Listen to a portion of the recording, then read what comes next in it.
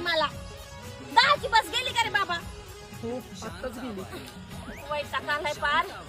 Madam तर मला लय ओरडणार आहे. काल पण असाच विषय झाला काय सांगू? दे ना. तुझी तब्येत बिब्येत बरी आहे ना? हो दे ना. सरक! इकडे सरक! डुक्कर तोंडाच्या. दे ना. सरक तिकडे, हात लावू नकोस मेल्या, नाहीतर डोक्यात दगड टाकीन.